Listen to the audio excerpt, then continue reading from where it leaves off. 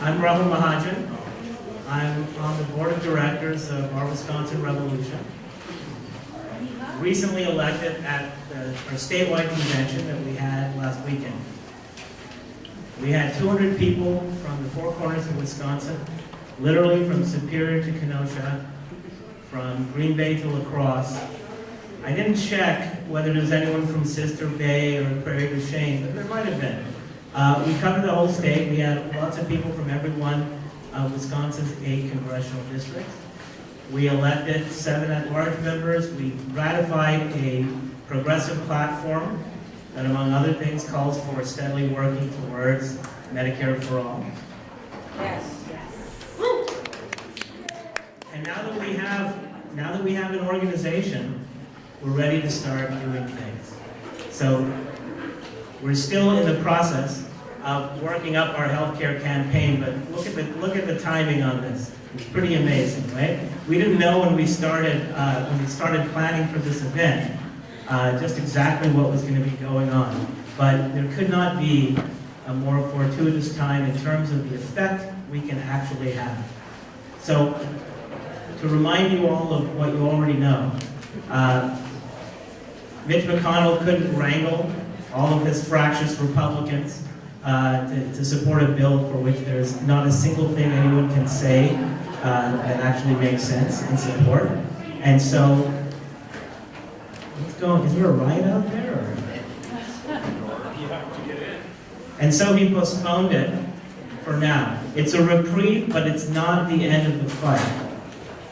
The reports are that McConnell is already planning to get a new version of the bill sent to the CBO by the end of the week so he can have it scored and ready for debate once the Senate gets back in session in mid-July.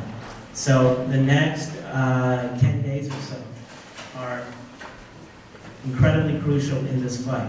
What happens here, or what happens around Wisconsin, and what happens around the country to make the difference between McConnell coming back with another bill and the Republicans somehow getting it passed by the end of July. Although this bill is truly horrible and really has nothing for anyone, the CBO score says it cuts the deficit by $321 billion. That means that McConnell has hundreds of billions of dollars of spending to play with to offer the various recalcitrant senators. Of course, the senators who have defected so far are from both sides. Some of them hate the bill from the right, and some of them hate it from the left, so he's going to have trouble. That's why if we hit hard right now, public opinion, public awareness of this issue is very low. If you look at polls, it ranges from 12 to 18% of people are in support of this bill. But part of the reason for that is most of them have no idea what it's about. That's why it's so important for us to start with getting educated about what the bill actually has and what the next version of the bill is likely to have, and then to move to actually confronting our legislators and saying, why are you doing this thing that has absolutely no conceivable benefit for any constituents of yours except for a handful of corporate fat cats? That's what we've got to be doing, and that's what we're hopefully moving towards as the next week springs out at us. Access to affordable health care is a universal human right. Although at the time the Universal Declaration of Human Rights was passed, there was a little lack of clarity about the fact that healthcare was going to become incredibly expensive. It's sort of there in the UDHR, and it is internationally recognized as a universal human right. It's government's job to guarantee that access. It does not have to be through government provision of medical care. Britain does that with the National Health Service. It doesn't even have to be through government provision of health insurance like the single-payer plan that we talk about in Switzerland, for example, has guaranteed universal health care that is provided by a wide variety of private corporations. They're all nonprofits, and they're heavily regulated by the government. Obamacare, the Affordable Care Act, was the first attempt we've had to try to start realizing the principle of universal guaranteed access, except that it fell short in a number of ways. It was a complicated clutch that required the cooperation of states with Republican governments in Medicaid expansion, and 19 states decided not to do that. It had a lot of very weak implementation of regulations and provisions that were supposed to do things like control costs and guarantee affordable health care. And it was certainly never sort of openly argued for in any serious way. Most of the time people ran away from it instead of trying to actually advocate for it. And the most important thing, it was fundamentally dependent on private insurers and private healthcare providers in a system, the US system, in which that kind of regulation, the kind that Switzerland has, is virtually impossible. You have to run constantly just to stay in the same place, and every time you stop paying attention, you slip back. And so it wasn't really universal care. It was the first attempt to start saying the principle of universal care is something that we actually accept and it matters. And so it was very vulnerable to what's happening right now. So what Trump Care does basically, leave aside all the specifics, is restore the status quo ante. Bring us back to what happened before the Affordable Care Act was passed. And it's one thing to pass universal health reform that is only half universal, like affordable care. It's another to say, let's double the number of uninsured people just for the hell of it. All right, and that's what's happening right now. There are two basic principles among those who control the government right now. Break what isn't broken, and if something is broken, break it more.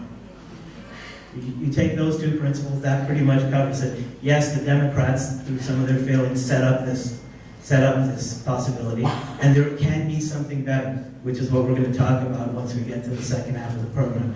But first, this is, how many of you were here in this same room in February for the launch of OWR? Well, you probably remember being told that OWR is a very different kind of organization from all of the others that are clamoring for your attention and your money. Is there anybody here who is not getting at least 5 emails a day right now saying, we need your money to stop Trump Care? Yeah. Well, we are a very different organization from all of those in a fundamental way. We are completely inept at fundraising. We did a barnstorming tour in February. We had 1,500 or 2,000 people came out, and something like in the neighborhood of 1,000 pledges for recurring donations. And we haven't been able to follow up and even get more than a small fraction of those people to actually give us money. In the interim, we've been working so hard on building organizational structure, bringing together what is now a tremendously large number of volunteer activists. The convention, except for Max Love, who we paid just a pittance, the whole convention, was actually set up and run completely by volunteer effort. People are putting huge amounts of their own time and sometimes money into this, and we have been constrained in asking for money because we wanted to show you stuff that we were actually doing. Well, we are pushing towards launching a real healthcare campaign to make a difference. What we can add to the excellent work of groups like Citizen Action, which is way ahead of us in terms of organizing on this issue, is the electoral component.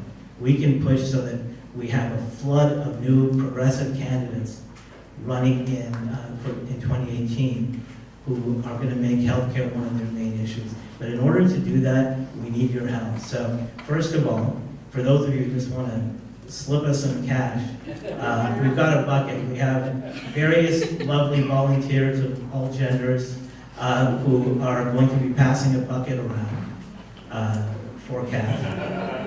We also have pledge cards, what we really like. So we have on the website, which people will explain to you if you want to make a donation. You can go there and you can make a donation. You could give us, say, $27, or, I mean, honestly, I think, Bernie, if you'd said $270 consistently instead of $27, we might be looking at a different situation. Or you can give us somewhere in between. But what we really want to do is get people who are members and sustainers. So they're giving us a monthly contribution. So our average monthly contribution fee from people is $10.